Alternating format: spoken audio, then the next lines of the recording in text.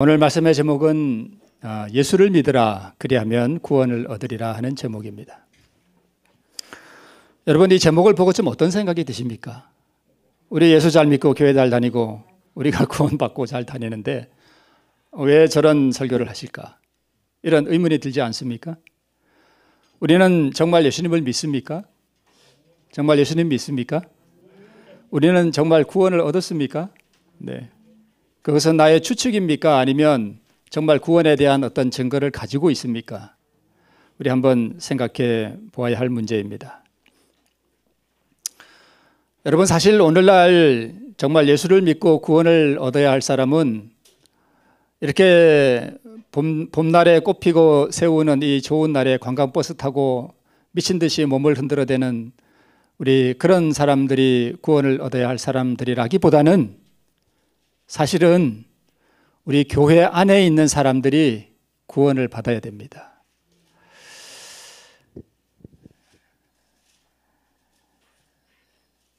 제 말에 동의를 안 하시는 것 같으니까 여러분은 다 구원을 얻으신 것 같습니다. 만약에 제가 드린 이 말씀을 듣고 여러분이 기분이 많이 안 좋으셨다면 왜 그런가 하면 예수님 당시에도 예수님이 그런 말씀하셨어요. 얘들아, 구원을 받아야 할 사람들은 저기 이방인이나 세리나 창기가 아니라 바로 너희들이 구원을 받아야 돼. 그랬더니 그 사람들이 기분이 어떻게 됐습니까? 되게 안 좋아했습니다. 아주 화를 냈습니다. 우리가 이미 다 구원받고 아브라함의 자손인데 무슨 소리를 하느냐. 구원받아야 할 사람들은 우리가 아니라 누구다? 이방인과 세리와 창기다 그랬습니다. 그랬더니 예수님 하신 말씀이 뭐였습니까? 세리와 창기가 너희보다 먼저 하늘에 들어가리라. 그러니까 먼저 들어가고 바리새인은 나중에 들어온다는 뜻이 아니라 너희들은 못 들어오고 세리와 바리새인들이 하늘나라에 들어가겠다 이런 뜻입니다.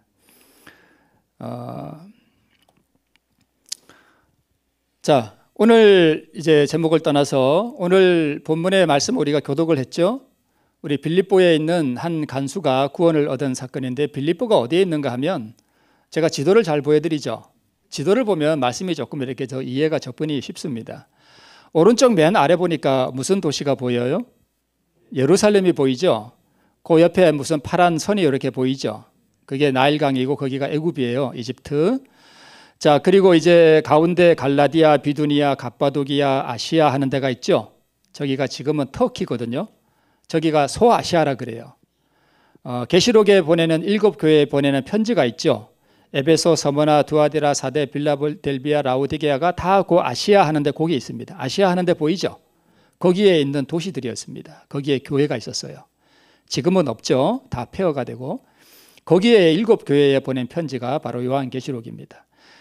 그리고 그 위에 보니까 빨간 글씨로 뭐가 보여요? 저기가 빌립보가 보이네요. 그러니까 이스라엘 땅하고는 멀어요? 가까워요? 아주 멀죠.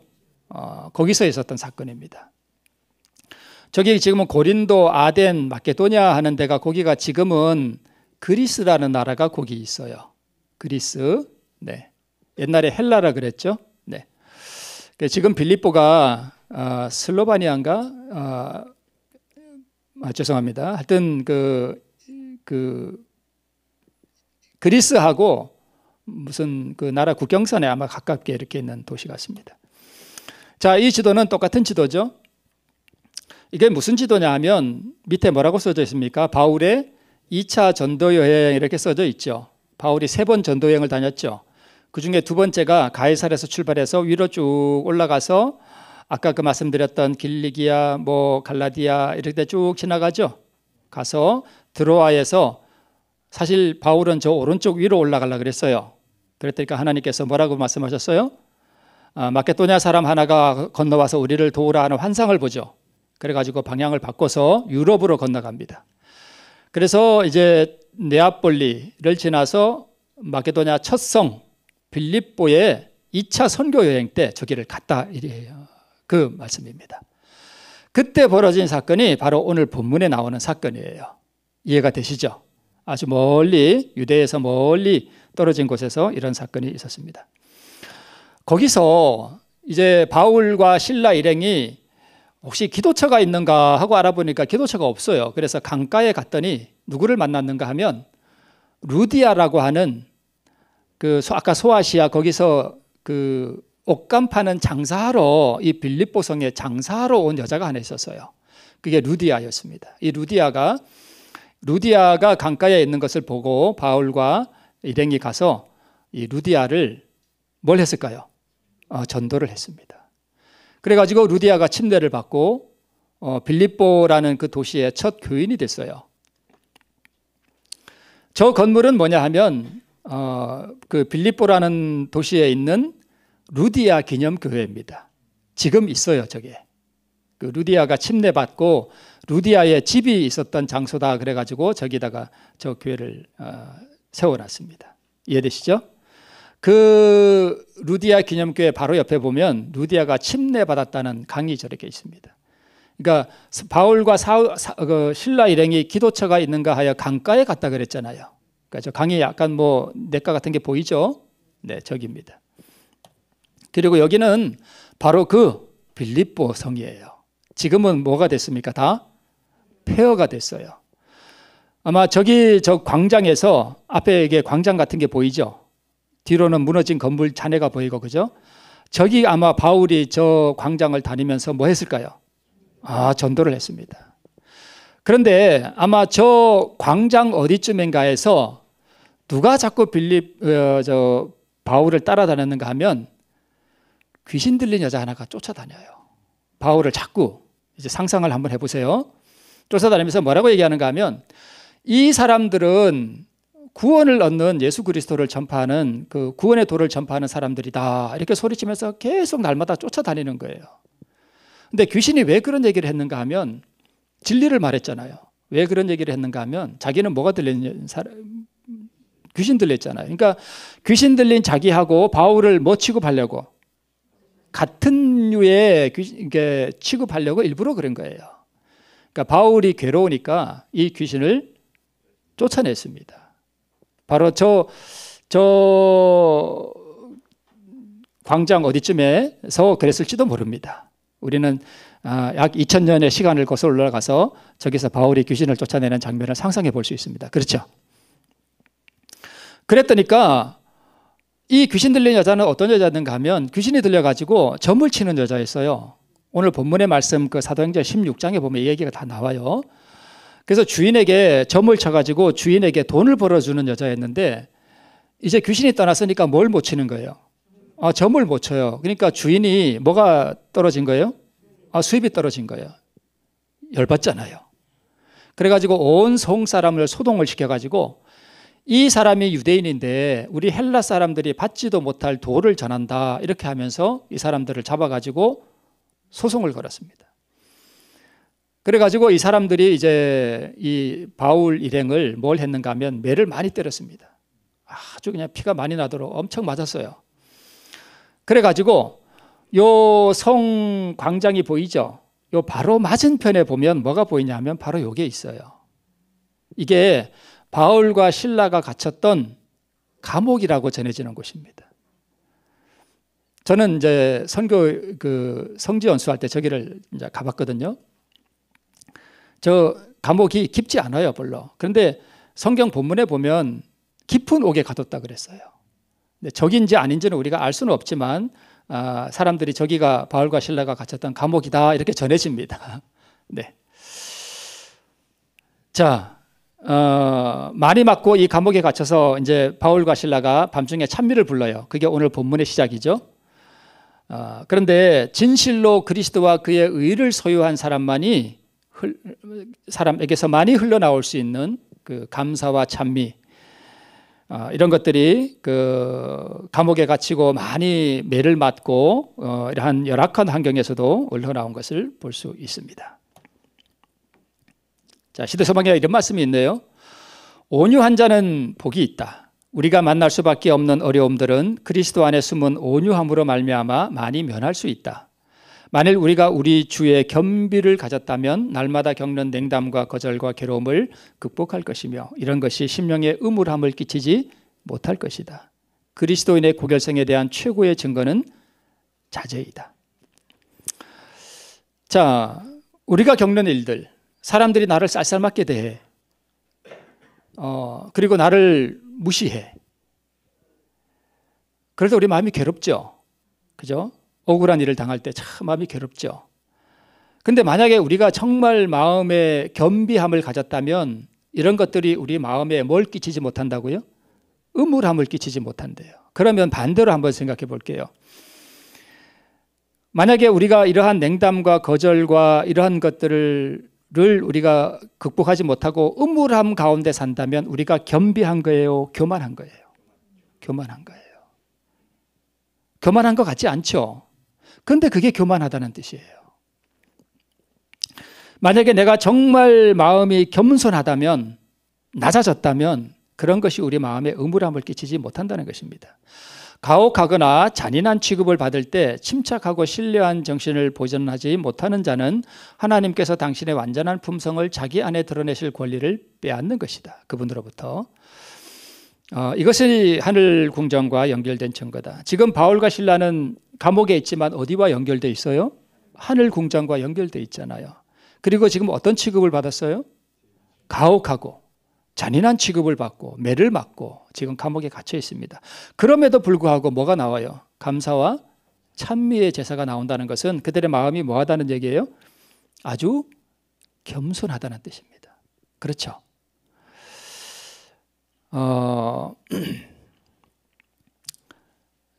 그러니까 바울과 실라는 사실 죽었다는 뜻이에요. 그죠?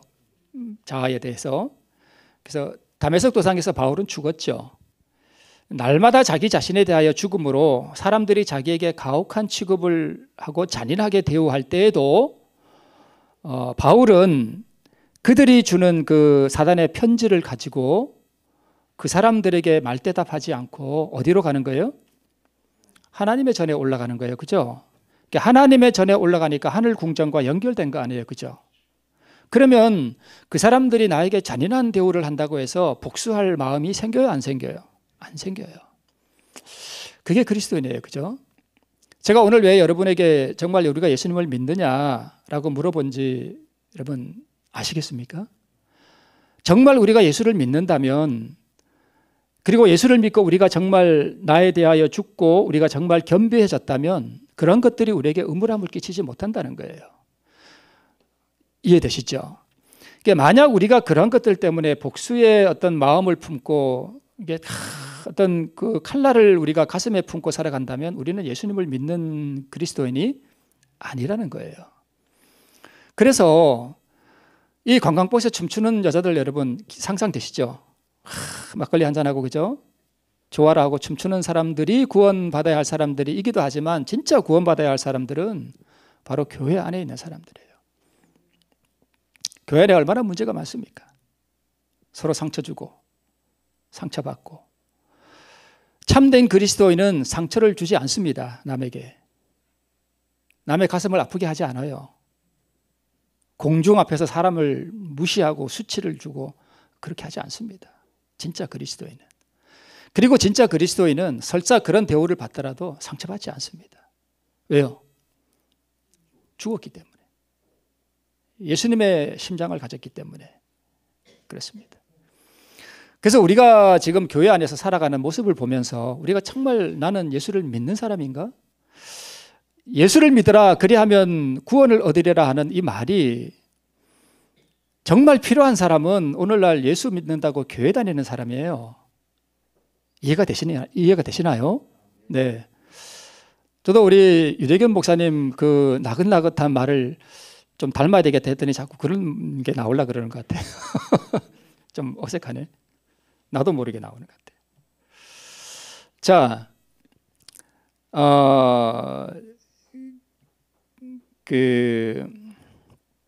예수님은요, 뭘 맞았는가? 뺨도 맞았잖아요. 그죠? 그리고 침 뱉음도 당하고. 근데 예수님이 우리와 똑같은 인간이라면 그렇지만 예수님은 우리와 다르죠? 그분은 신이에요. 하나님이에요. 근데 그분 또 하나님임에도 불구하고 뺨 맞고 침 맞을 때 그분이 어떻게 하셨죠? 네. 화 안 낼 뿐만 아니라 화가 나오는 걸 참았나요? 아니에요. 화 자체가 나질 않았어요. 그분은 너무나 거룩하신 분이기 때문에. 근데 그게 너무 고통스러운 거예요. 그죠? 참 고통스러운 경험이지만 그러한 것들이 그분의 마음을 음울하게 했나요? 아니에요. 그렇지 않습니다. 그래서 우리가 예수님을 닮으면, 우리가 정말 예수님을 믿으면 예수님처럼 됩니다. 자, 오늘 이제 주제는 그 바울과 실라가 아니라 누구예요? 빌립보 감옥의 간수예요. 그래서 우리 그 부분을 좀 보겠습니다. 이제 이게 아까 뭐라 그랬습니까? 자, 우리 믿음을 가집시다. 이게 바울과 실라가 갇혔던 그 감옥이에요. 근데 바울과 실라가 감옥에서 기도하고 찬미하고 있는데 갑자기 뭐가 났어요? 큰 지진이 나고 터가 막 흔들리고 그 옥문들이 척허덩하고 다 열리고 그 옥새를 이렇게 딱 채워놨는데 그게 다 뭐예요? 풀려버렸어요. 그래서 간수가 이렇게 자다가 놀래가지고 깨어서 일어나다 보니까 옥문들이 다 열렸어요. 그리고 막, 자, 이제 상상이 되시죠? 그래가지고 간수가 칼을 빼가지고 뭐 하려고 그랬습니까? 자결하려고 그랬습니다. 바울과 실라가 놀래가지고 우리가 여기 있다. 그러지 마라. 간수가 깜짝 놀래가지고 등불을 달라 하고 가서 보니까 죄수들이 다 그대로 있어요. 얼마나 놀랬겠어요. 그죠? 그래서 간수가 두려워 떨면서 그 앞에 엎드려 부복하고 저희를 데려나가서 바울과 실라에게 묻습니다. 인생에 있어서, 사람이 한평생 살아가는 인생에 있어서 가장 중요한 질문, 내가 어떻게 해야 구원을 얻겠느냐 하는 이 질문을 합니다. 거기에 대한 대답이 뭐였습니까? 주 예수를 믿으라. 그리하면 너와 내 집이 구원을 얻겠다. 사도행전 16장 31절. 우리 기독교의 가장 근간이 되는 것이죠. 주 예수를 믿어라. 그리하면 너와 내 집이 구원을 얻으리라. 이거보다 더 귀한 복음이 어디 있습니까? 그리고 이어서 말씀을 간수와 그 집 모든 사람들에게 전하고, 이제 간수가 침례를 받고 저희를 데려다가 맞은 자리 다 씻겨주고 음식 차려주고, 그리고 하나님을 믿게 되었음으로 인해서 아주 기뻐했다. 이게 오늘 본문의 전부입니다. 자, 그러면 가로되 주 예수를 믿으라. 그리하면 너와 내 집이 구원을 얻으리라. 믿으라. 그리하면 얻으리라. 뭘 얻어요? 구원을 얻어요. 구원을 얻어요. 돈으로 살 수 없고 명예로도 살 수 없고 권세로도 살 수 없고, 이거는 정말 유치한 거잖아요. 우리 다 알잖아요. 그죠? 구원을 이걸로 살 수 없죠. 그럼 뭘로 사는 구원을 얻어요? 믿음으로. 그렇죠. 믿음으로. 그러면 여러분, 구원을 얻는다 그랬는데 그러면 믿으면 되죠. 그죠? 믿음으로 하나님의 그 선물을 받죠. 자, 그런데 구원은 거저 주시는 선물인 동시에 또 뭐뭐 되는 것이다? 뭐 되는 것이다? 매매되는 것이다. 우리 실물교훈에 그렇게 기록되어 있습니다. 구원은 하나님의 선물입니다. 그죠? 그런데 동시에 또 하나님께 내가 뭘 주고 뭐 하는 거예요? 사는 거예요. 자, 매매가 뭡니까? 매매할 때 앞에 매자는 산다는 뜻이죠. 값을 지불하고 사는 거죠. 인간 편에서. 하나님 편에서는요, 대가를 받고 파는 거예요. 하나님은 구원을 파는 거예요. 그래서 그 진주 장사가 있었죠. 예수님은 장사꾼이세요. 그분의 의와 그분의 가장 귀한 진주를 오늘 이 교회 안에 이렇게 다니면서, 얘들아, 내 진주 좀 사줄래? 내 진주 좀 사라. 지금 이렇게 다니시는데 살 마음이 있습니까? 근데 그 사는데 뭔가 지불을 해야 돼요. 우리가 선물인과 동시에. 자, 여러분, 여기 뭐가 보입니까? 맛있는 빵이 하나 보이고 또 뭐가 보여요? 50원짜리 동전이 하나 보입니다. 1998년도 산이네요. 자, 여러분, 저 빵 하나가 50원이라고 합시다. 그러면 내가 저 50원짜리를 주고 빵을 저걸 사면 저 빵이 선물이에요? 내가 산 거예요? 내가 산 거죠. 저거는 절대 선물이 아니죠. 근데 자, 오른쪽에 내가 이렇게 구원함을 받는 것은 뭔가 나도 그분에게 대가를 지불해야 돼요. 그죠? 근데 인간은 이 방법으로 구원을 살 수가 없어요. 내가 뭔가를 지불한다고 해도 내가 지불하는 것이 구원의 값이 될까요? 안 될까요? 안 돼요. 너무나 무가치한 것이기 때문에. 그걸 하나님께서 달라고 하는 거예요.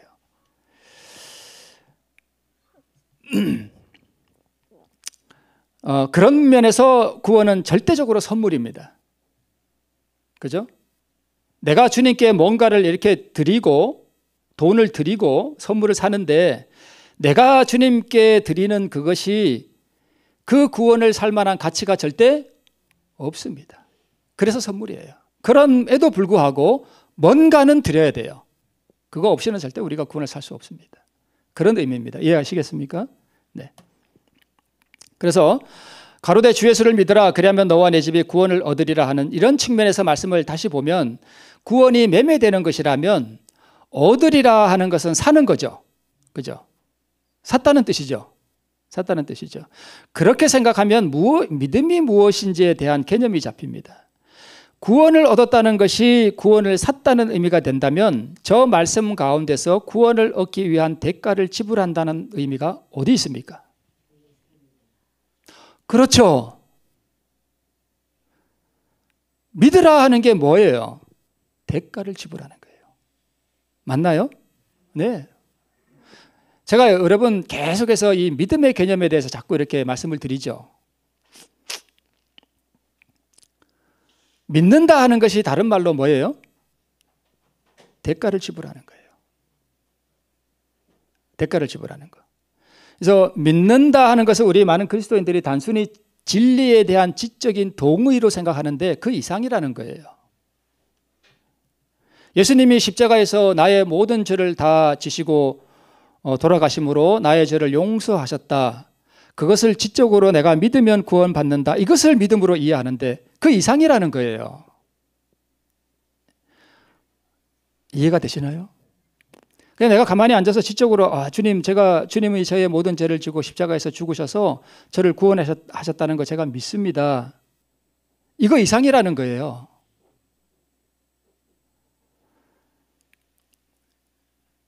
그것을 믿을 뿐만 아니라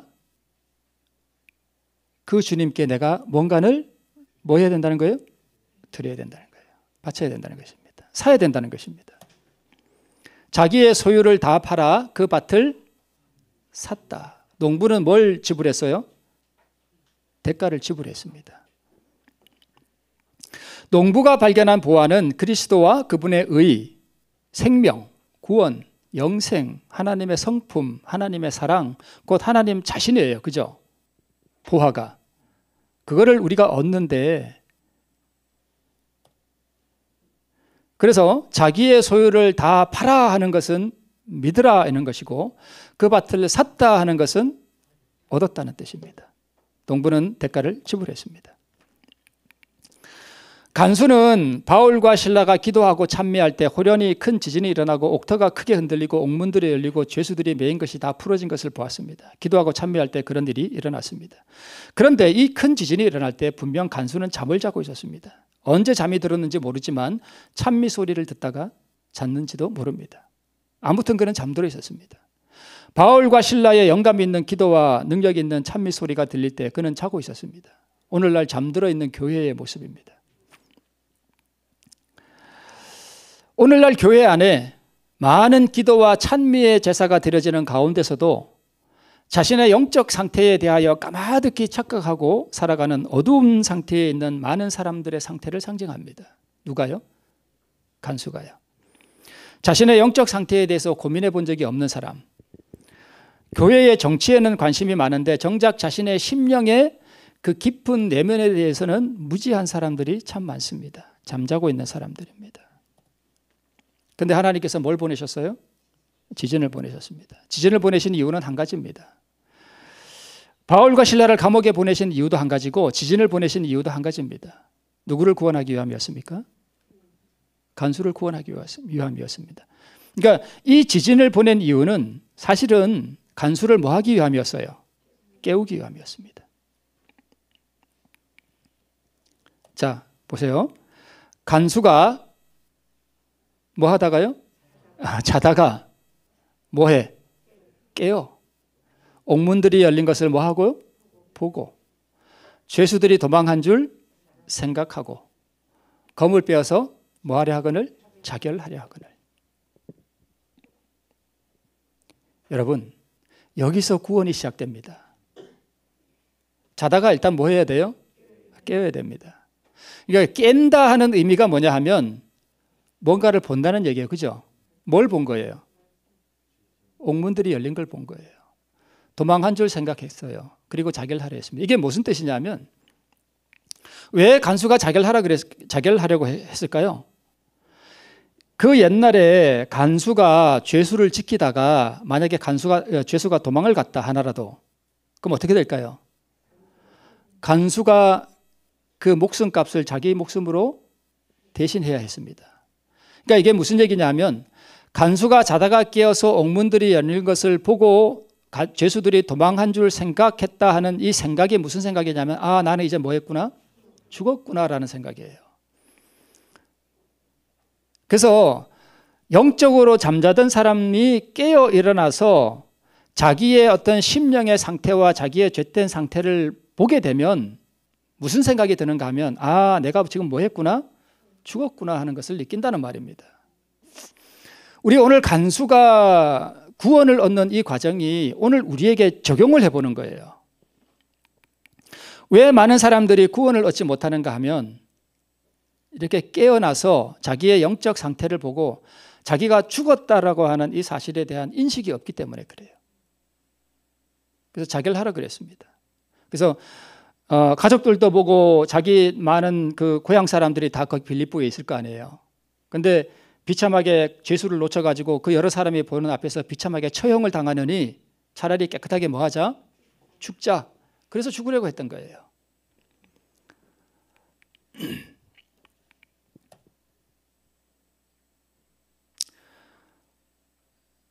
간수의 인생이 송두리째 무너졌습니다. 감옥의 터가 흔들릴 때에 간수의 삶의 터가 흔들리고 무너졌습니다. 모든 희망과 소망의 끈이 끊어지고 막다른 곳에 다다른 것이에요. 삶이 완전히 무너져 내렸습니다. 그래서 그는 그의 삶을 포기하려고 했습니다. 삶이 끝났기 때문입니다. 터가 무너질 때 인생들이 느끼는 곤고함을 의미함과 동시에 하나님 앞에 죄인됨을 깊이 인식하는 사람, 자신의 타락상을 깨닫고 하나님 앞에 소망이 없는 죄인의 절박한 상황을 잘 묘사해 주는 것이 바로 이 말씀입니다. 깨어 보고 생각하고 자결하려 하거늘. 사람이 영적 잠에서 깨어 일어날 때 나타나는 현상이 바로 이러한 현상입니다. 오호라 나는 공고한 사람이로다. 이 사망의 몸에서 누가 나를 건져내려 하는 그 고뇌의 부르짖음 같은 것을 이 간수가 지금 경험하는 것입니다. 저는 이런 코인이 있는지도 몰랐는데 권 무엇인가 하는 사람이 한국 사람이 만든 무슨 코인이 있었다고요? 저는 있는지도 몰랐는데 이 코인이 여러분 뉴스 보셔서 아시죠? 어떻게 됐습니까? 지금 가치가 완전히 제로가 됐습니다. 어떤 사람은요, 자기가 한 코인당 정확하게 제가 기억은 못하겠습니다만 한 코인당 무슨 118달러인가? 어제 이제 그게 오늘 내 코인이 한 코인에 예를 들어서 한 118달러구나 하고 여행을 갔다 왔는데 가서 보니까 뭐가 됐어요? 제로가 됐어요. 어떤 사람은 그러니까 루나 코인이 하루 만에 258조 원이 증발을 했다고 합니다. 그러니까 어떤 사람은 뭐 수백억을 그냥 날린 사람도 있대요. 어떤 사람은 평생 모은 전 재산을 날린 사람도 있습니다. 그러니까 이 간수가 자결하려고 했던 이것이 그래서 지금 보이는 이 문자는 작년에 그 암호화폐 비트코인이 이렇게 폭락했을 때에 갑자기 이렇게 그 신변비관에서 자살하는 사람들이 많다 이런 문자가 경찰들한테 왔다는 그 내용이에요. 밑에 보이시죠? 근데 위에 보면 암호화폐 폭락에 마포대교 검색일 급증했대요. 사람들이 마포대교를 검색한다는 거예요. 왜 검색할까요? 마포대교 뭐 놀러 가려고 그럴까요? 죽으려고 마포대교를 검색한다는 거예요. 그러니까 마포대교 검색어가 평소에 한 200회였는데 갑자기 이 코인이 폭락하고 난 다음에 뭐 700회, 800회 검색이 이렇게 올라가는 거예요. 그러니까 경찰들이 긴장을 한다는 그 내용이 뉴스에 떴습니다. 그러니까 인생의 막다른 골목에 다다랐을 때 더 이상 삶에 대한 소망이 끊어진 경험을 간수가 한 거예요. 모든 것이 무너진 것입니다. 자, 여러분 이 그림 이해하시죠? 간음하다 잡힌 여인이에요. 이 여인은 인생의 터가 완전히 무너졌습니다. 어떠한 희망도 없고 더 이상의 어떤 피할 곳도 없는 막다른 골목에 다다른 한 여인의 체념하는 모습이 지금 저 그림 속에 보이고 있습니다. 저 여자가 지금 뭘 생각할까요? 죽음을 생각하고 있습니다. 아, 나는 이제 곧 뭐 하겠구나? 죽겠구나. 얼마나 아플까? 그러면서도 모든 것이 이제 다 체념된 상태예요. 삶에 대한 희망이 전혀 없습니다. 그런데 여러분, 희한하게 그녀가 죽음을 생각하는 그곳에서 구원이 시작됩니다. 여러분, 구원이 언제 시작되는가 하면 죽음에서 시작돼요. 참 희한하죠? 새 생명이 어디서 시작되죠? 하늘의 씨가 땅에 떨어져서 그 씨가 뭐 할 때요? 죽을 때에 새 생명이 시작돼요. 싹이 터 나옵니다.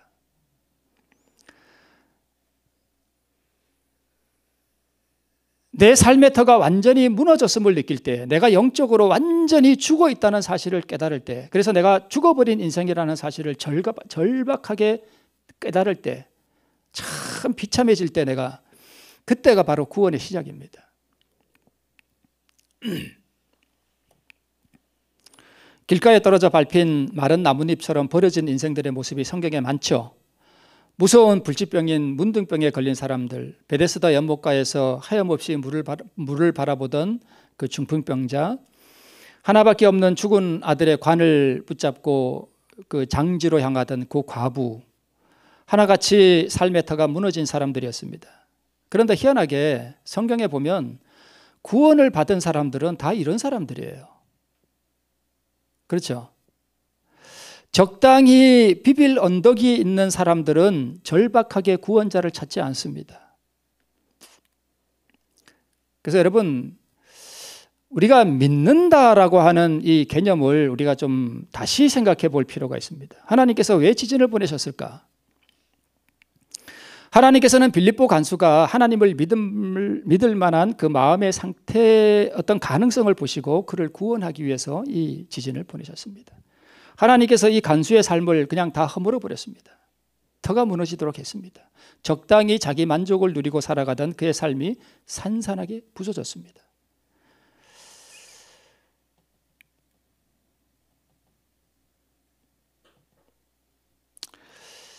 그래서 간수는 구주를 찾을 수 있는 마음의 상태가 된 것이었죠. 간수가 등불을 달라고 하여 여러분 성경 보십니까? 성경 읽으셔요? 내가 성경을 안 본다 하는 이야기는 죽었다는 뜻입니다. 그러니까 이 등불을 달라고 한 이 뜻이 뭐냐 하면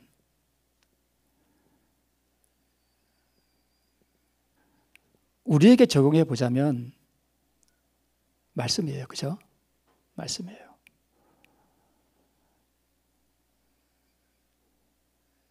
이 간수는 등불을 들고 들어가서 무엇을 보았는가 하면 하나님의 영광을 봤습니다. 무슨 뜻이냐고요? 이 간수는 등불을 들고 들어갔을 때에 도망쳤을 것으로 생각했던 바울과 실라와 죄수들이 그대로 있는 것을 보았습니다. 그게 하나님의 영광이었습니다. 아, 하나님을 믿는 사람들은 어떻구나? 아, 이렇구나. 아, 하나님을 믿는다는 것은 이런 것이구나 하는 것을 보았다는 것입니다. 지금 저는 믿음의 어떤 과정을 지금 설명해 드리는 거예요. 단순히 앉아서 그냥 하나님이 내 죄를 다 대신하고 십자가 돌아가셨으니 제가 믿습니다. 그거 아니라는 거예요. 그것도 물론 믿음입니다만 그 이상이라는 거예요. 등불을 들고 일단은 자기의 어떤 절박한 죄인의 상황을 깨닫고 죽음을 생각할 정도로 막다른 자기 영혼의 막장 같은 상태를 보았고, 그리고 등불을 달라고 해서 그는 자기가 왜 죽음에 임했는가 또는 바울과 실라의 음성을 통해서 자기가 죽지 않을 어떤 희망이 있다는 것을 발견하기 위해서 등불을 들고 갔을 때 그는 하나님의 영광을 보았다는 것입니다.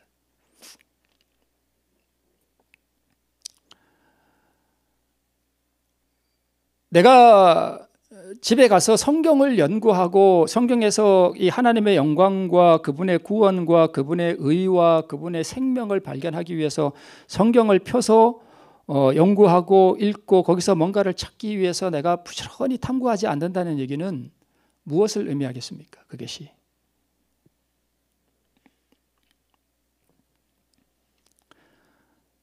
간수는 거기서 하나님의 영광을 받습니다. 누가 등불을 달라고 합니까? 삶의 터가 무너진 사람들은 생명의 돌을 찾기 위해서 등불을 달라고 할 것입니다. 나는 등불의 필요를 느끼는가? 간수가 자는 동안에는 등불의 필요를 느끼지 못했습니다. 그러나 간수는 등불을 들고 죄수들의 모습을 통하여 드러난 하나님의 영광을 보았고 자신이 살아야 할 합당한 이유를 보았습니다. 그래서 그는 뛰어 들어가서 무서워 떨면서 그 앞에 나갔습니다. 간수는 하나님의 영광 앞에서 그 심령이 가라앉은 찌꺼기 같이 앉아있을 수 없었습니다.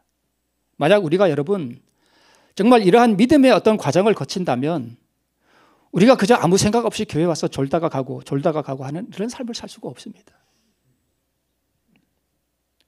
가슴이 뛰게 돼 있어요. 뛰어 들어갔습니다. 간수는 무서워 떨었습니다. 그 영혼이 전율했어요.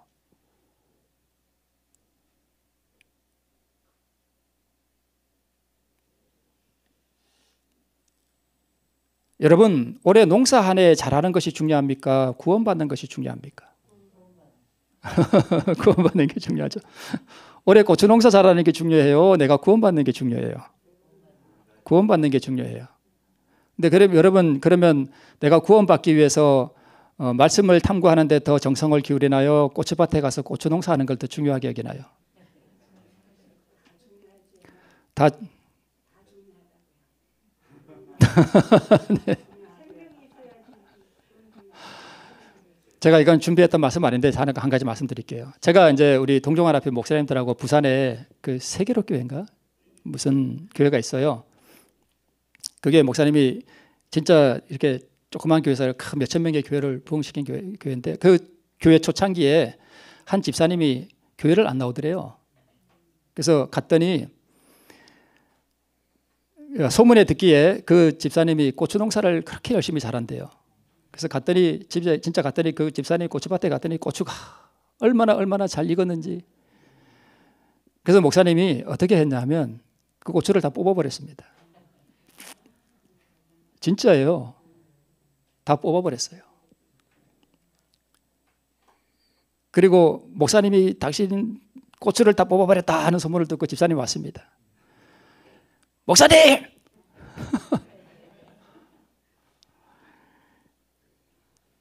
목사님이 혼난 게 아니라 목사님이 그 집사님을 혼냈습니다. 당신 말이야. 뭐가 중요하냐 말이지, 뭐가. 그런데 참 그 집사님이 훌륭한 게 목사님한테 싹 빌었답니다. 내가 잘못했다고. 그 목사님도 대단하지만 그 집사님도 참 훌륭하십니다. 다 중요하지만 구원받는 게 더 중요하죠. 네. 무서워 떨었습니다. 제가 한 번은 이제 그 다산교회를 건축하고 난 다음에 한 번은 오후에 그 뒤에 이게 그 산책을 가는데 거기 창고 같은 데서 사람들이 이렇게 냉장고 갖다가 이렇게 헌 냉장고 갖다가 수리해가지고 뭐 어디 뭐 팔고 그러나 봐요. 그걸 지나가면서 보는데 그 냉장고를 움직이고 싣고 오고 가고 하는 사람들 그걸 이렇게 바라보는데 지금은 그게 잘 안 느껴져요, 이상하게. 근데 그때는 그게 얼마나 허무하게 보이는지. 보이는 것들이 다 허무해요. 다 무가치한 거예요. 다 썩어져 없어질 것들. 다 무가치한 것들. 허망한 것들.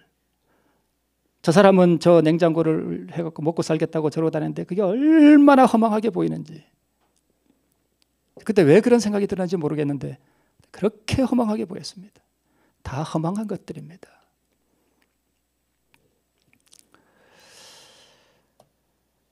바울과 실라 앞에 뭐 했습니까? 부복했습니다. 사실 여러분, 오늘 이 간수가 구원을 얻는 데 있어서 가장 중요한 부분이 바로 여기입니다. 이것이 핵심입니다. 바울과 실라 앞에 뭐 했습니까? 부복했습니다. 부복했다는 얘기는 이게 바울과 실라 앞에 부복한 거예요? 하나님 앞에 부복한 거예요? 하나님 앞에 부복한 거예요. 이 부복했다는 게 여러분, 제가 이런 하여튼 프로스 뭐라고 말해요. 근데 프로스라는 뜻은 뭐뭐에게로 뭐뭘 향하여라는 뜻이고 픽토라는 뜻은 이 두 가지 합성 단어거든요. 부복했다는 얘기가. 픽토라는 말은 죽임을 당하다, 죽다라는 뜻이에요. 그러니까 이 간수는 지금 하나님의 영광을 목도하고 나서 자기의 비참한 어떤 그런 상태를 목도하고 나서 바울과 실라 앞에 나와서 지금 뭐 한 거예요? 죽은 거예요. 하나님 앞에 산산이 그 마음이 부서진 거예요. 아까는 자기 삶의 터가 무너졌는데 이제는 뭐가 무너진 거예요? 자기 가슴이 무너진 거예요. 하나님 앞에. 하나님의 영광 앞에. 이게 믿음의 과정이라는 거예요. 여러분, 믿음은 그냥 단순히 내가 어떤 지적인 진리에 대한 동의, 그 상태가 믿는다는 뜻이 아니라 주 예수를 믿으라 그리하면 너희가 구원을 얻으리라 할 때 그 주 예수를 믿으라 하는 그 믿음은 아무 생각 없이 그냥 교회나 드나드는 어중이 떠중이 아무 생각도 없고 자기 죄악에 대한 고뇌도 해보지 않고 자기 영적 상태에 대한 심령을 깊이 살펴보는 어떤 그러한 경험도 없이 그냥 생각 없이 사는 사람들에게 한 말이 아니라는 거예요. 이해가 되시죠? 오늘 바울이 가로되 주 예수를 믿으라 그리하면 너와 내 집이 구원을 얻으리라 하라고 하는 이 말은 자기 삶의 터가 무너져서 죽음을 생각해 봤던 사람, 하나님의 영광을 목도한 사람, 등불을 들고서, 그리고 가슴을 떨어본 사람, 하나님의 영광 앞에서 떨어본 사람, 그 영혼의 전율을 느껴본 사람, 그리고 하나님 앞에 그 영광 앞에 가서 자기의 온 가슴을 한번 죽여본 사람, 그죠? 그런 사람에게 한 말이라는 거예요. 무슨 말이요?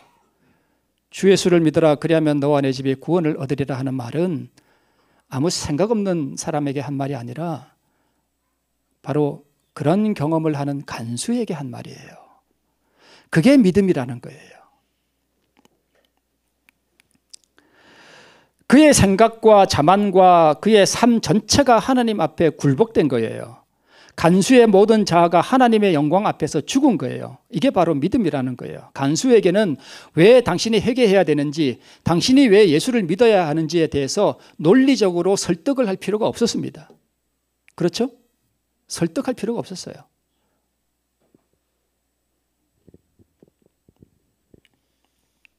하나님 앞에 엎드러지는 거. 구원 얻는 믿음이란 무엇인가? 그것은 인간의 자아가 하나님의 영광 앞에서 엎드러지는 것입니다. 이것이 바로 주 예수를 믿으면 하는 말씀의 의미입니다. 간수가 등불을 달라고 하며 뛰어들어가 무서워 떨며 바울과 실라 앞에 부복하고, 이게 핵심이에요. 믿는다는 것이 무엇이냐? 바로 이거라는 거예요. 등불을 달라고 하여 뛰어들어가 무서워 떨며 바울과 실라 앞에 부복하는 거예요. 완전히 엎드러졌다는 것입니다. 그 마음이. 이 말씀을 다시 한번 봅시다. 가로되 주 예수를 믿으라 그리하면 너와 내 집이 구원을 얻으리라. 넘어가겠습니다.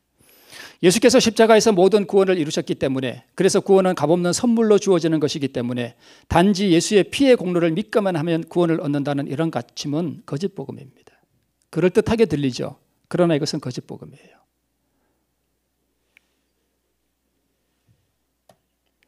자기와 그 권속이 다 침례를 받았습니다. 간음하다 잡힌 여인은 자신의 뒤락된 생애의 결과로 죽음이 임했음을 깨달았습니다. 그녀가 임박한 죽음을 생각하고 있을 때에 너를 고소하던 자들이 어디 있느냐? 나도 너를 정죄하지 아니하노니 가서 다시는 죄를 범치 말라 하시는 예수님의 그 자비로운 음성을 들었을 때 간수와 같이 이 간음하다 붙잡힌 여인은 무엇을 보았는가 하면 하나님의 영광을 본 것이에요. 그렇죠? 하나님의 영광을 보았어요. 그분이 얼마나 아름다우신 분이신지, 그분이 얼마나 자비로운 분이신지를 본 거예요. 그래서 여러분, 이 구원이 매매의 관계를 통해서 산다는 개념이 있지만 그 매매는 냉정하게 사고 파는 관계가 아니라 사랑으로 역사하는 믿음의 관계예요. 사랑으로 역사하는 믿음의 관계. 이 여자는 예수님의 그 음성을 들을 때 그 앞에서 완전히 그 마음이 부서져 버렸습니다. 완전히 부서져 버렸어요. 그게 믿음이라는 것입니다.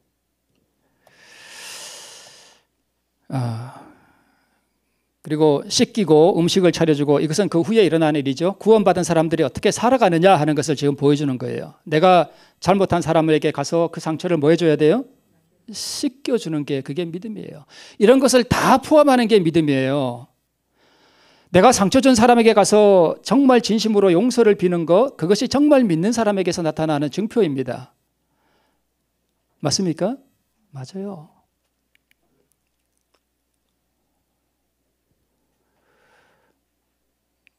음식을 차려주고 간수가 지금 25절부터 43절까지 그가 어떻게 구원을 받았느냐 하는 그 과정, 모든 과정을 다 포함하는 것이 믿음입니다.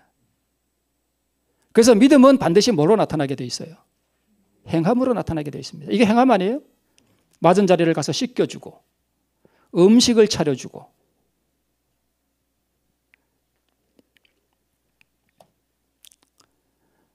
예수를 믿으라. 그리하면 구원을 얻으리라. 그리스도와 함께 죽으라. 믿으라 하는 이야기는 그리스도와 함께 죽으라. 자기 십자가를 지고 나를 따르라. 자기를 부인하라. 원수진 인간을 사랑할 수 있도록 그 미움을 하나님께 드려라. 억울한 감정, 내가 포기하면 죽을 것 같은 그 감정을 포기하고 주님께 드려라 하는 이런 모든 것들을 다 포함하는 것입니다.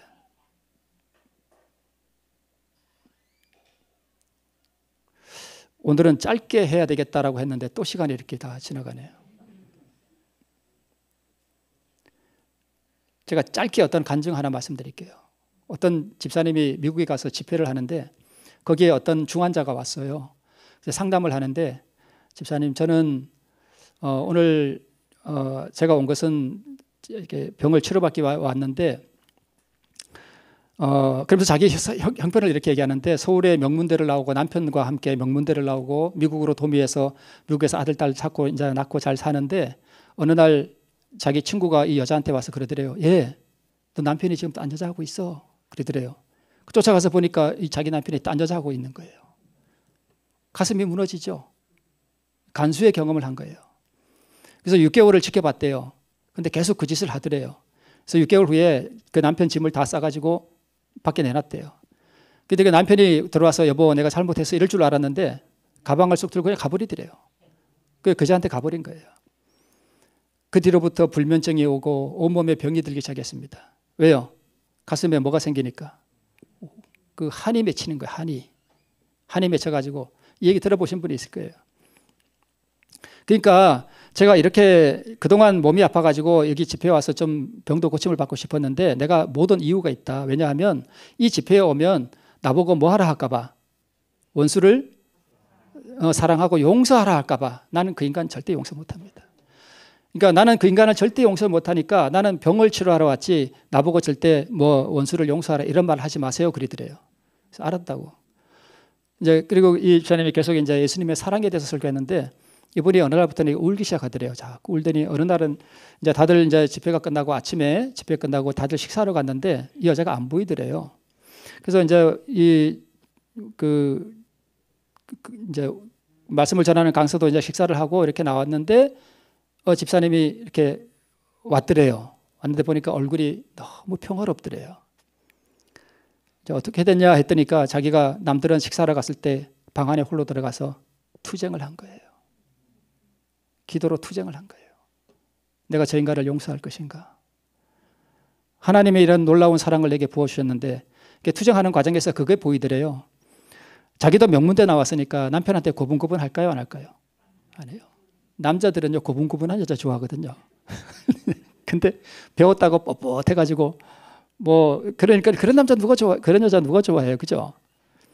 그러니까 자기가 얼마나 도도하게 했는지, 자기가 얼마나 남편을 힘들게 했는지. 전에는 자기 남편의 허물만 보였는데 이제는 뭐가 보이는가 하면 자기 허물이 보이는 거예요. 진짜 변화된 그리스도인은요 남의 허물이 보이는 게 아니라 자기 허물이 보여요. 그래가지고 이 여자가 그 아침에 기도할 때 완전히 하나님 앞에 엎드러진 거예요. 두려워 떨며 등불을 달라 하고요, 뛰어 들어가 떨며 바울과 실라 앞에 부복하는 경험이 바로 그런 거예요. 하나님 앞에 완전히 내려놓고 하나님께 그걸 드린 거예요. 그죠? 이 여자는 제가 뭘 드리는, 여러분 하나님께 구원을 사기 위해서 뭘 값을 지불하는지 아시죠?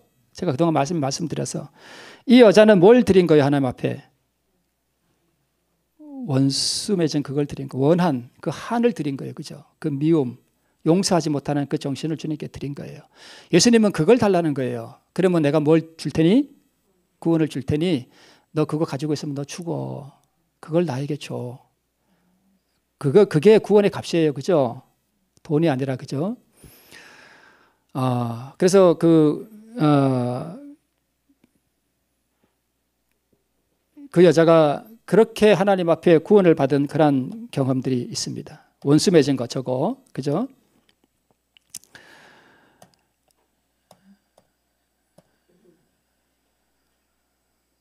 그래서 내 손에 드리는 것이 너무나 무가치한 것이기 때문에 자랑할 것도 없고 그것을 구원을 샀다는 생각도 없고 값을 지불하는 생각도 없죠. 진짜 구원받은 사람들은 무한한 은혜에 대한 감사의 생각뿐입니다. 이런 사람들이 다 그렇습니다. 비빌 언덕을 치워버리시는 하나님, 마음을 물같이 쏟게 하시고 자신의 무가치함을 깨닫고 모든 자아가 하나님 앞에 엎드러지게 하시려고 하나님께서 이렇게 하십니다. 이제 마지막입니다. 그러므로 예수를 믿는다는 것은 한마디로 정리합니다. 성령을 통하여 자신의 무가치함과 죄성을 깊이 느끼고 번민하는 영혼이 하나님의 거룩하심과 영광을 목도하고 그 앞에 자아가 온전하게 엎드러지는 경험을 할 때 겸비하게 낮아진 그 영혼에게 하나님께서 그리스도의 의를 선물로 주시는 것입니다. 이게 바로 믿음이라는 거예요. 단순히 지적 동의가 아닙니다. 오늘 이 간수의 경험을 통해서 이 경험 가운데로 깊이 나가시는 우리 모두가 되시길 바라면서 말씀을 마치겠습니다.